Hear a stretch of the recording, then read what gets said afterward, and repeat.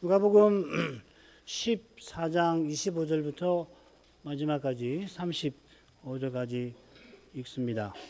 허다한 무리가 함께 갈새 예수께서 돌이키사 이르시되 무릇 내게 오는 자가 자기 부모와 처자와 형제와 자매와 및 자기 목숨까지 미워하지 아니하면 능히 나의 제자가 되지 못하고 누구든지 자기 십자가를 지고 나를 좇지 않는 자도 능히 나의 제자가 되지 못하리라.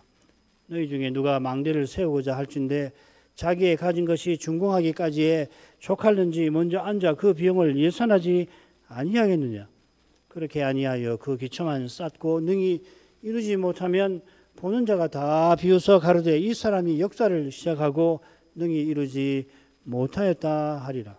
또 어느 임금이 다른 임금과 싸우러 갈 때에 먼저 앉아 1만으로서 저 2만을 가지고 오는 자를 대적할 수 있을까 헤아리지 아니하겠느냐.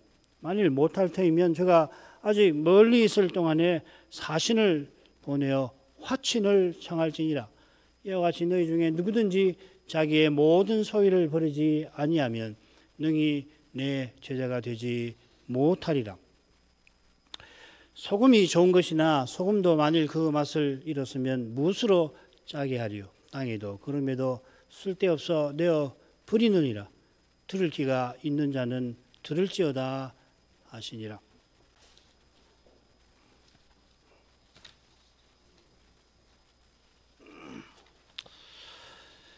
오늘부터 예루살렘 여행기의 9째 단락을 살피게 되겠는데 짝을 이루는 6째 단락과 더불어서 시대를 분별하고 주님의 오심을 기다리는 그런 태도를 배우게 될 겁니다. 도표는 참조하시면 됩니다. 약간 그 내용이 수정이 됐으니까 참고하시길 바랍니다.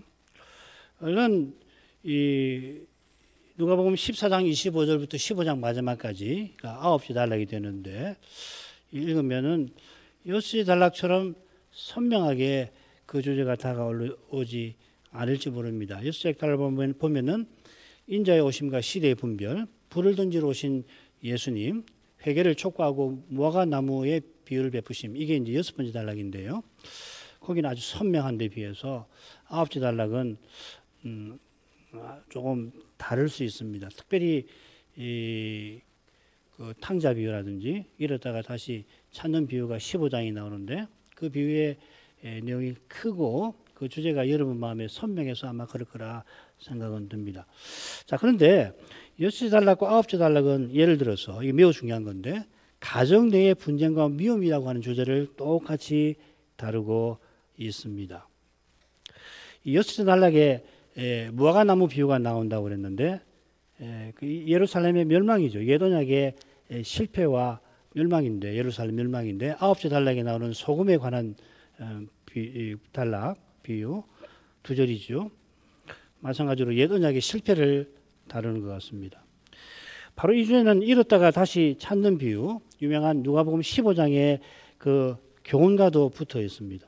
새 비유는 세리와 주인이 주님의 말씀을 듣는 그 사실에 바리새인들과 서기관들이 저런 사람들이 예수님의 말씀을 듣고 있다는 것을 시기해 가지고 원망하는 현실을 다루는 겁니다.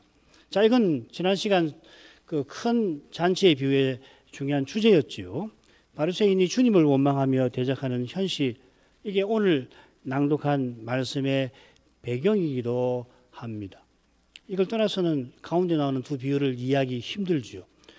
주님의 길에서는 반드시 비용을 예산해야 하는 현실이 있는데 그 현실은 중대한 전쟁의 성격을 지닙니다. 이게 오늘 살필 두 가운데 나오는 비유, 망대 건축 비유와 전쟁 준비 비유의 주제일 겁니다.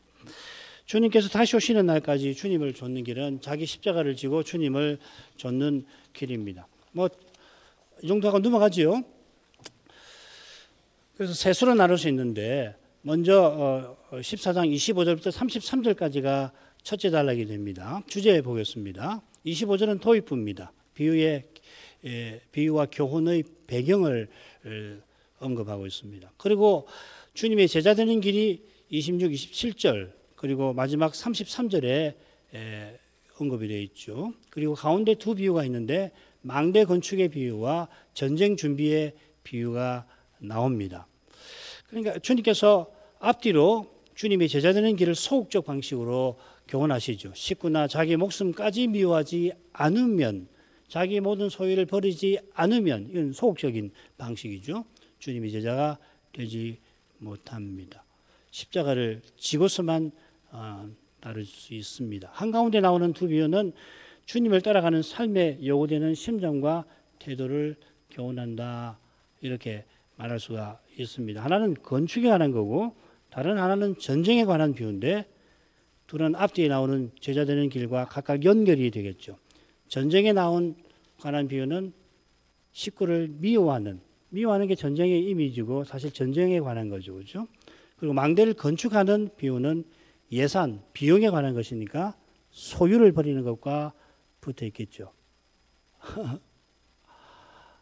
얼마나 짧은 구절인데 얼마나 절묘하고 정교한지 모르겠어요. 예.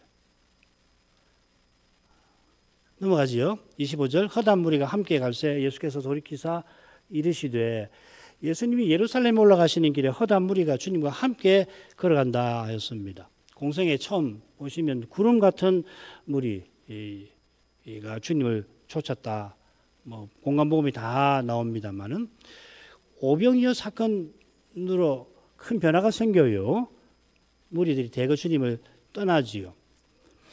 그 후에 주님께서 제자들을 따로 데리고 다니시고, 특별히 이 공간에서는 이방 세계로 두로, 시돈 이런 데를 데려가시고, 그래서 가이사랴 빌립보에 이르러서는 무리가 나를 누구라 하느냐 물으시고, 그런 다음에 너희는 나를 누구라 물으신 다음에 베드로의 신앙 고백을 가이사랴 빌립보라고 하는 이방 땅에서 들으시죠. 그때는 제자들만 데리고 다니신 겁니다.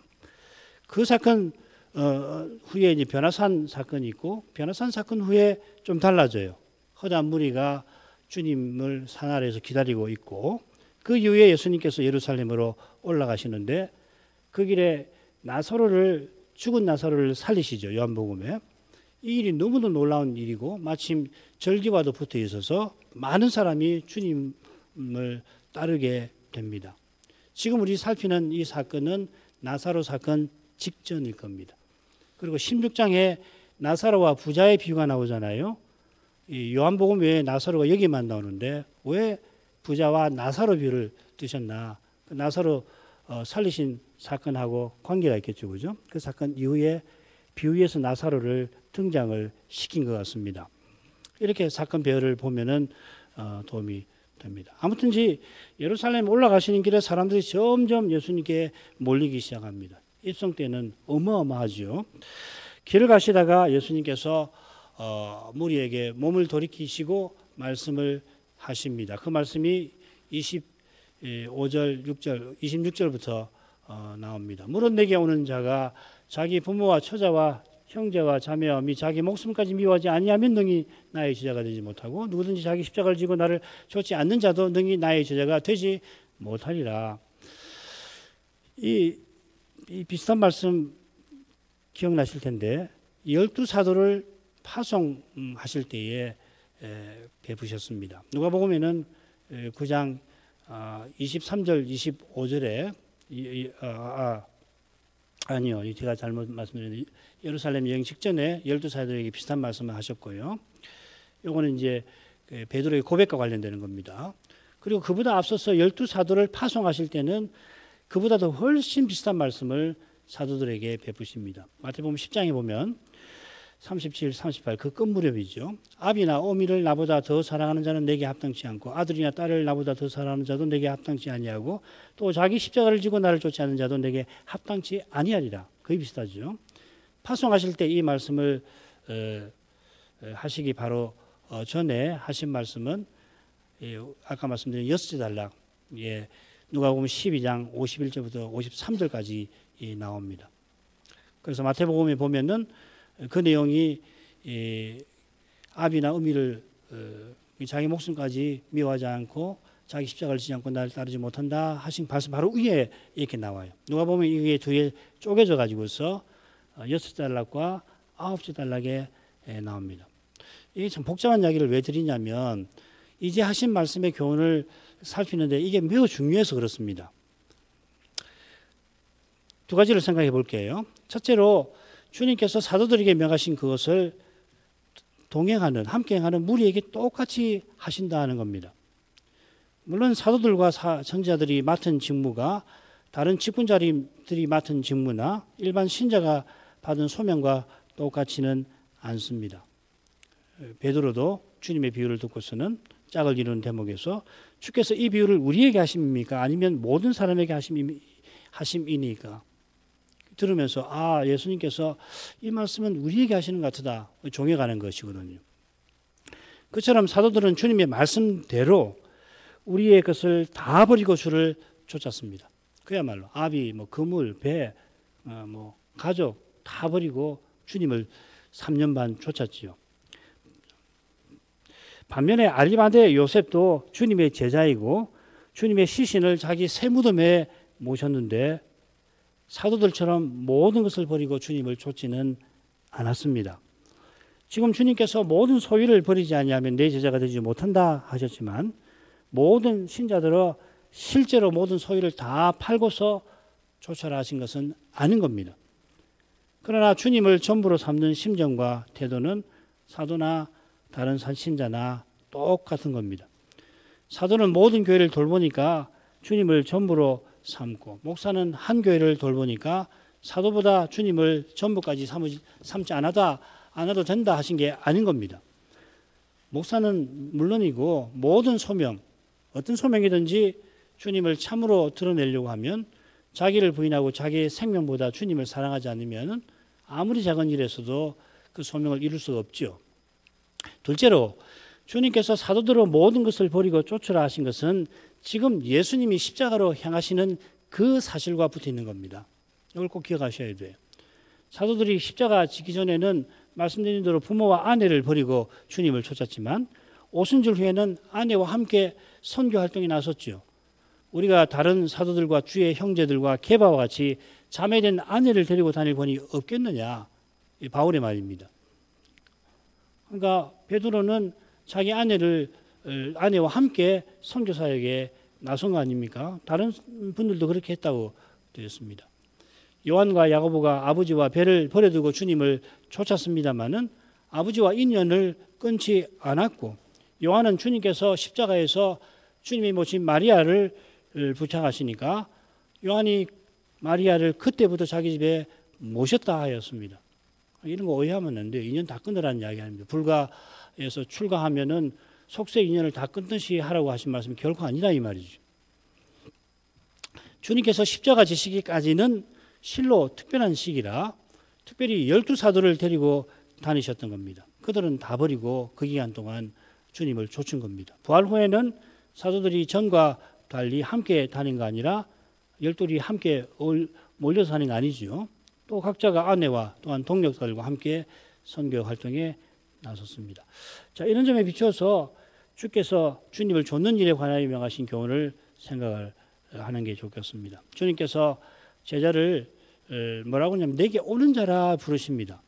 똑같은 표현이 누가복음에 2번 더 나와요. 6장 18장에 부모들이 자기 아이들을 데려오니까 제자들이 주님 바쁘신데 애를 데리고 와서 왜 이렇게 괴롭게 하느냐 할 때에 주님께서는 가까이 하시며 내게 오는 것을 용납하고 금하지 말라. 똑같은 표현입니다. 주께서 가까이 하시는 것처럼 아이들이 주님을 가까이 하기를 원하시고 바라시는 겁니다. 그처럼 주님께서 주여 주여 하면서도 주님의 말씀을 행치 아니하는 자들을 하실 때에 내게 나와 내 말을 듣고 행하는 자가 돼야지 주여 주여 하고서는 내 말을 듣고 행하지 않았다. 그러니까 내게 온다라고 하는 것은 내 말을 듣고 행하는 것이라 하시는 거죠. 주님의 말씀을 듣고 행하는 것은 주님을 가까이 하는 것이겠습니다. 주님께서 어린아이를 가까이 하시는 것은 사랑하시는 겁니다. 얼마나 사랑하시는가. 주님의 십자가에서 환히 드러납니다. 주님께서 우리를 가까이 하시기 위해서 자기 목숨을 버리셨습니다. 이 사랑에 비춰서 이제 하시는 말씀을 살필 것입니다. 주님을 가까이 하려면 부모, 처자, 형제, 자매, 심지어 자기 목숨까지 미워하라 하셨습니다. 이 이유를 잘 알기 위해서 아까 제가 말씀드린 짝을 이루는 이 구절을 참조해야 한다는 겁니다. 가족 내의 미움과 다툼을 말하는 그 구절은 미가의 예언입니다. 미가 7장 6절 보지요. 아들이 아비를 멸시하며 딸이 어미를 대적하며 며느리가 시어미를 대적하리니 사람의 원수가 곧 자기의 집안 사람이로다. 이거는 일반론 아니에요. 미가는 이스라엘 지도자의 베드로 언약의 나라가 완전히 무너질 일을 예언하면서 이야기를 하는 겁니다. 바울 사도가 그리스도를 우리의 화평이시라고 교훈하는데 정작 주님은 아까 그 구절에서 내가 화평이 아니라 칼을 분쟁을 주러 세상에 왔다 하셨습니다. 사도의 교훈과 주님의 말씀이 모순이 전혀 아니지요. 이스라엘의 지도자가 메시아를 미워하여 십자가에 못 박는데 그 십자가로 메시아께서 심지어 유대인만 아니라 이방인을 하나의 새로운 사람으로 만드신 겁니다. 이 하나의 새 사람은 영원한 사회, 영원한 세계를 가리킵니다. 영원히 그리스도의 사랑으로 하나 되는 사회입니다. 앞선 비유에서 살핀 대로 왕이신 그리스도가 띠를 띠고서 종인 우리를 섬기시는 사회. 우리가 누구라 할 것 없이 먼저 말 속에 안고자 하고 서로 높이는, 모두 서로를 높이는 그런 사회인 겁니다. 이런 사회를 무너뜨리는 것을 사랑하는 것은 주님의 사랑에 너무나 어울리지 않는 겁니다. 이런 것을 사랑하는 마음으로 주님이 세우시는 하나님 나라에 들어갈 수도 없고 혹 들어간다고 해도 살 수가 없죠. 할 수만 있다면 모든 사람을 내 발 아래 두고서 나 하나 섬기게 하려는 이런 내 목숨, 이게 영혼 아니에요. 타락한 사람의 영혼. 이걸 미워하지 않고서는 나를 위해서 목숨 버리신 주님을 가까이 하지 못하고 형제를 위해서 목숨 버리는 것을 마땅한 줄로 여기는 사회를 이루지 못하지 않겠습니까? 너무도 당연한 말씀 아니에요? 같은 교훈이 27절에도 나타납니다. 자기 십자가를 지고 주님을 좇는 자가 주님의 제자입니다. 자기 십자가는 죄와 죽음의 이 세상에서 누구나가 겪는 슬픔이나 괴로움이나 외로움이나 힘겨움을 가리키는 게 아닙니다. 자기 십자가도 주님의 길에서 져야 하는 것이듯이 주님께서 은혜로 부르실 때 우리 각자에게 주시는 소명이나 사명을 이 십자가로 표시하신 겁니다.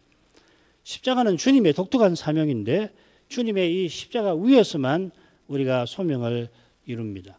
주님이 십자가에서 목숨 버리신 것처럼 우리도 자기 목숨을 미워해야 주님을 본받게 되는 겁니다. 주님을 본받는 것은 주님을 드러내는 것입니다. 주님을 드러내는 길은 반드시 자기가 죽어야만 걸어갈 수가 있습니다. 사람이 스스로는 자기를 드러내지 않고는 배기지를 못하니까 그렇죠. 예. 그러니까 자기를 부인하라 하시는 겁니다. 주님께서 자기 십자가를 지고 나를 좇으라 하실 때 날마다 자기를 부인하라고도 하셨습니다. 비유로 가죠. 너희 중에 누가 망대를 세우고자 할진대 자기의 가진 것이 준공하기까지에 촉할는지 먼저 앉아 그 비용을 예산하지 않겠느냐. 그렇게 아니하여 그 기초만 쌓고 능히 이루지 못하면 보는 자가 다 비웃어 가로되 이 사람이 역사를 시작하고 능히 이루지 못하였다 하리라. 우선 이 망대라는 말, 이게 누가복음에 2번 나와요. 한 번이 어디 나오냐면 짝을 이루는 6째 단락에 나옵니다. 그 실로암 망대 아시죠? 예수님이 예루살렘 올라가실 때 최근에 가까운 과거에 이 실로암 망대가 무너져서 18사람이 죽었는데 예수님께서는 그들이 예루살렘의 모든 거민보다 더 죄가 있어서 죽은 거 아니라 하시고 그 다음에 너희도 만일 회개치 않으면 다 망할 것이라 하셨습니다. 예루살렘 멸망에 관한 말씀을 그 망대 사건을 들어서 하셨습니다. 그래서 지금 예수님이 망대 이야기를 하시는 거예요. 나사로를 살리신 다음에 나사로와 부자 비유를 하신 것처럼 최근에 이 실로암 망대 이야기 하시면서 예루살렘 멸망에 관한 말씀을 하시면서 이 망대 이야기를 지금 하고 계신다는 이야기죠. 이해하시겠죠? 이 교훈이 미가 7장 6절의 예언에 담겨 있는 거죠. 예루살렘은 망한다. 베드로 망할 거다. 그게 집안 내의 분쟁이다. 주님께서 건축에 관한 비유인데 굳이 망대를 예로 드신 뜻이 깊습니다. 이 깊은 뜻을 누가 선생이 성신의 영감을 받아 여기 담아낸 줄 믿습니다. 최근에 실로 망대가 무너진 것처럼 이스라엘이 무너질 일을 암시하시면서 영원히 무너지지 않을 망대 세우는 길이 어디 있느냐, 그걸 말씀하시는 겁니다. 이 교훈과 관련해서 이 망대라고 하는 표현이 구약 어디에 나오냐면요, 신할 평지에서 사람들이 온 인류가 사람의 이름을 내며 흩어짐을 면하자 하고서 세운 그 대를 이 망대하고 똑같은 낱말을 씁니다. 피로스라는 말인데요. 홍수의 모든 인류가 하나님을 대적하여 인간 세상을 세우려다가 하나님이 온 인류를 땅에 흩어지게 하셨습니다. 결국 그들이 세우려는 대가 무너지게 하신 겁니다. 이 대를 지금 주님 시대에 누가 쌓고 있습니까? 바리새인이죠. 이 비유의 배경에 바리새인에 대한 책망이 있는 거예요. 이 높은 데가 지금 바빌로니아 황무지의 흔적으로 남아있는 지구라트 들어보셨죠? 성경에는 사닥다리라고 그렇게 했는데 그 비슷한 걸 겁니다. 이 지구라트는 7층인데 제7층은 바빌로니아 신 말둑을 섬기는 신당이 있어요. 이 지구라트는 뭐냐면 인간이 신에게 나아가는 길을 보여주는 건축인 겁니다. 야곱이 하란으로 도피할 때 꿈속에서 본 사닥다리가 지구라트 같은 것이라고 다들 추석을 하지요. 야곱이 꿈에서 깨어나서 사닥다리 본 그곳에 베개 삼았던 그 돌을 세워서 여기가 하나님의 집, 하늘의 문이라 하였습니다. 신할 평지에서 영걸 니므롯이 세운 대도 결국 같은 역할을 하는 겁니다. 주님께서 말씀하신 망대는 야곱이 꿈에서 본 그 사닥다리를 가리키는데 이 사닥다리에 관해서 주님은 공생애 일찍이 이렇게 교훈하십니다. 또 가라사대 진실로 진실로 너에게 이르노니 하늘이 열리고 하나님의 사자들이 천사들이 인자 위에 오르락내리락 하는 것을 보리라 하시니라. 나다나엘에게 하시는 말씀이죠. 나다나엘이 무화 나무 아래 있을 때 내가 너를 보았다 하시니까 나다나엘이 깜짝 놀라잖아요. 아마 나다나엘이 무화 나무 아래에서 야곱의 기사를 묵상했던 것 같아요. 주님은 그걸 아시고 그 묵상한 내용의 교훈이 이거다 말씀하시는 겁니다. 인자이신 주님에 관한 교훈입니다. 이 교훈은 내가 길이라 하신 그거죠. 주님께서 야곱의 꿈에서 보았던 그 사닥다리, 하나님께 나아가는 길이십니다. 예수님은 이 길 되시기 위해서 십자가를 지으셨습니다. 주님께서 길이 되어 주실 필요 전혀 없으신데 아버지께 버림 받으시기까지 헤렘 심판을 받아가시면서 그 길이 되어 주시는 것입니다. 자, 이런 내용에 비춰서 망대 준공 예산에 관한 비용에 관한 비용을 예산하는 이 비유를 살펴보십시다. 예수님께서 목숨 버리시기까지 하나님께 이르는 대를 세우신 것처럼 길이신 주님을 통하여 하나님께 이르려면 무엇이 필요한가 주님께서 생각하게 하시는 것입니다. 이미 자기 목숨도 미워할 정도로 주님을 사랑해야 한다 하셨는데 비용의 관점에서 필요한 태도를 알리시는 겁니다. 그 교훈이 33절에 나오지요. 자기 모든 소유를 버려야 한다. 이 태도는 하나님 나라를 밭에 감추인 보화에 비긴 비유처럼 발견한 사람이 모든 것을 팔아서 그 밭을 사는 태도인 것입니다. 하나님 나라를 먼저 구하도록 하나님께서 우리에게 있어야 할 것을 주실 것을 믿고 날마다 일용할 양식을 겸손히 간절히 구하는 그 태도겠지요. 그런 태도로 길이신 그리스도를 통하여 하나님을 향하는 하나님 나라를 향하는 이는 비웃음을 당하지 않을 것입니다. 그의 소망이 부끄러워게 되지 않고 그는 바라던 그 나라에서 놀랍게도 주인의 수종을 받게 될 것입니다. 이 내용을 조금 뒤에 또 설명할 겁니다. 두 번째 비유로 가죠. 또 어느 임금이 다른 임금과 싸우러 갈 때에 먼저 앉아 1만으로서 저 2만을 가지고 오는 자를 대적할 수 있을까 헤아리지 아니하겠느냐. 만일 못할 테면 저가 아직 멀리 있을 동안에 사신을 보내어 화친을 청할지니라. 실로와 망대, 이 개인 일이 아니지요. 그죠? 이 대를 세우는 일은 국가적인 사업이란 말이죠.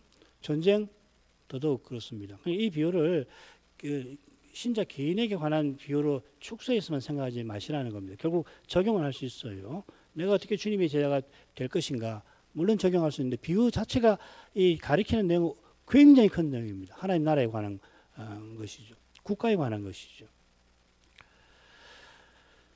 망대, 그 밑에 말했네요.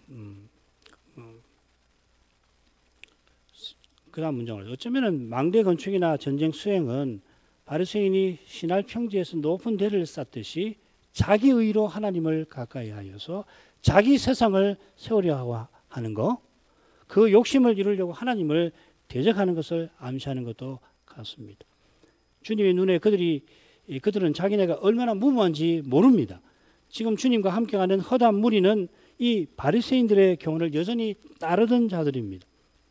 이들의 누룩에 오염되어 있는 누룩에 이 바리새인의 누룩이 이 무리의 마음에 퍼져가고 있는 상태죠. 그들이 주님께 나아가 제자가 되려면 망대 건축이나 전쟁 준비에 비유해서 가르치는 현실, 즉 바리새인이 배도하는 현실이 얼마나 허망한 것인가를 깨달아야 합니다. 바리새인이 세우는 망대는 결코 완공되지 못하고 그들이 감히 벌이는 전쟁은 필패하는 건 망하는 겁니다. 이런 점에서 이 화친이라는 말에 한번 주목해 보십시다. 이 화친이라고 새긴 풀은 타 플러스 에이레는이라는 말인데요. 누가복음에 딱 두 번 나옵니다. 다른 한 번 어디 나오냐면 놀랍게도 예루살렘 멸망에 관한 말씀에 나와요. 19장 42절. 너도 오늘날 평화에 관한 일, 이게 화친이라고 새긴 그 말입니다. 여기는 풀어서 평화에 관한 일, 새난 말이죠. 알아두면 좋을 뻔하였거니와 지금 내 눈에 숨겨두라. 이게 무슨 말씀인가 하면은 주님께서 우시면서 하셨다고 했는데 왜 우셨는가? 이방인이 예루살렘을 완전히 멸할 것이라. 아까 42절이죠.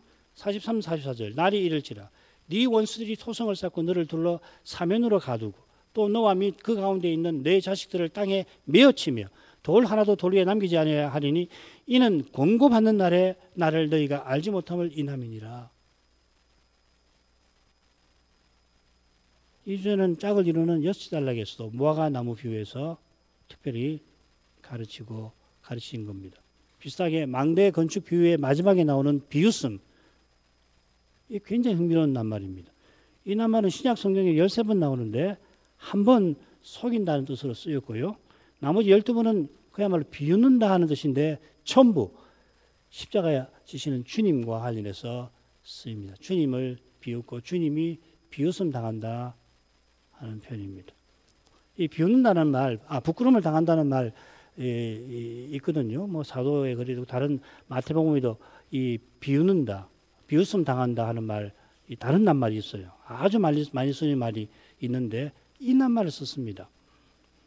사람들이 십자가에 달리신 주님을 비웃습니다. 바리새인들이 주님을 대적합니다. 그렇게 비웃던 그들이 예루살렘 심판 때에 비웃음을 당할 것입니다. 33절을 가지고 이와 같이 너희 중에 누구든지 자기의 모든 소유를 버리지 아니하면 능히 내 제자가 되지 못하리라.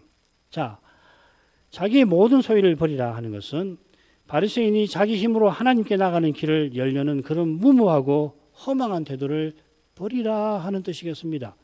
그런 태도는 하나님을 대적하는 태도입니다. 그런 태도로는 그리스도의 제자 되지 못합니다. 그리스도께서 자기의 목숨을 버리시기까지 하시며 순종하셨습니다.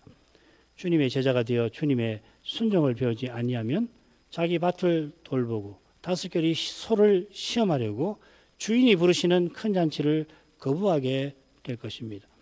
장차 주님이 다시 오실 때 사람들은 노아 시대 사람들처럼 하나님을 가까이 하는 일을 제쳐놓고서 온갖 일을 하게 될 텐데 그 온갖 일, 실로 많은 일, 결국 혼이 나는 것과 물건 사고 파는 것이 될 것입니다. 자기 원하는 대로 인간관계를 맺는 것, 자기 바라는 대로 소유를 얻는 것입니다. 주님이 모든 소유를 버리라고 하신 것은 지금 십자가로 가시는 그 길에서 실제로 요구하시는 것이고 제자들은 그렇게 했지요. 그 후에 신자들에게 요구하시는 것은 그리스도를 전부로 삼으라 하시는 것이었습니다. 오직 그리스도 안에서 우리는 영원한 관계를 맺고 영원히 선한 것을 얻습니다. 이 영원한 관계에서 우리는 참된 사랑의 교제를 누립니다. 이 교제에서만 인류가 흩어짐을 면하는 참된 통일을 맛봅니다. 이 하나됨은 그리스도 안에서 하나의 새 사람을 가리킵니다. 주님께서 이 새 사람을 이루기 위하여 이 순간에도 모든 민족에게 복음을 전파하고 계시고 참된 교회들에서 아버지를 자기 형제들에게 오늘도 선포하고 계십니다. 이것이 부활 후에 사도들에게 베푸신 그 대위임령의 내용이죠. 이 위임령은 모든 민족에게 가서 제자를 삼으라 하신 건데 복음을 전파해서 믿는 자와 그 자녀에게 삼위의 이름으로 세례를 베푸는 것과 주님이 분부하신 것을 가르쳐 지키게 하는 일로 이루어집니다. 바로 거기에 영원히 선한 것, 하나님 나라가 나타납니다. 하나님은 이 나라를 주시기를 기뻐하십니다. 적은 무리여 무서워 말라. 너희 아버지께서 그 나라를 너희에게 주시기를 기뻐하시니라. 정말 그렇지 않겠어요? 하나님이 자기 아들을 아끼지 않고 내어주시면서 이 나라를 주려고 그렇게 하셨는데 왜 이 나라를 주시지 않겠냔 말이죠. 사람 눈에는 하나님 나라가 어디 있나? 지금 이곳에서 하나님 나라 대체 어디 있냐? 비유에서 주님의 교회에서 이 비유와 교훈에서 가르치는 그런 세계가 내 눈앞에 안 보이지 않는가? 그럴 수 있어요. 믿음의 눈은 틀림없이 봅니다. 왜냐하면 아버지가 이 나라를 주시기를 기뻐하셔서 그렇습니다. 지금 이곳에서 장차는 물론이고요. 장차는 이 나라를 놀랍게도 상속하게 하실 것입니다. 이 약속을 바라면서 이 날에도 우리는 다시 오시는 예수님을 기다릴 것입니다. 기도하십시다. 거룩하신 아버지, 허다한 무리가 예루살렘으로 가시는 주님과 함께 길을 행할 그때에 주님께서 주님께로 와서 제자되는 교훈을 베풀어 주셨습니다. 얼마 전에 그들이 오병이어 표적을 직접 경험하고도 주님께서는 그들에게 썩는 양식을 구하거나 책망하시니까 그들은 주님을 왕 삼으려고 하는 계획이 실현되지 않아 주님을 대거 떠나지만은 다시금 주님께서 행하시는 표적들을 보고서 주님을 구름처럼 뒤쫓고 있습니다. 그들이 주님을 쫓지만 그들의 생각은 허망하게 망대를 건축하려는 바리새인의 누룩에 오염되어 있었습니다. 더욱이 지금 주님을 쫓는 길은 실제로 자기 목숨까지 미워하고 실제로 자기 모든 소유를 버려야만 걸을 수가 있고 십자가 이후에도 오직 그리스도를 전부로 삼는 심정과 태도로만 주님을 쫓아 저 목표에 이룰 수가 있나이다. 그 길에 바리새인의 누룩이 늘 큰 장애가 된다는 것을 우리 시대의 배도에서도 저희는 목격합니다. 자비하신 아버지, 주의 영광을 늘 뵙게 하셔서 자기 십자가를 지고서 우리 주님을 끝까지 쫓아가게 해 주옵소서.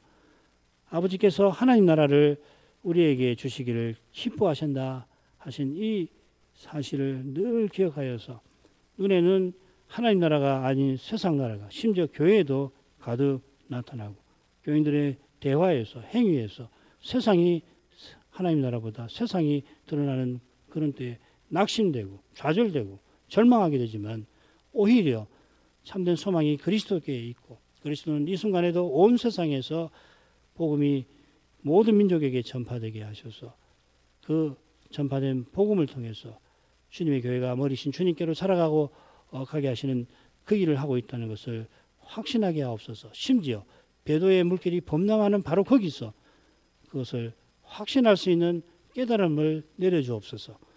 예수님 이름으로 기도합니다. 아멘.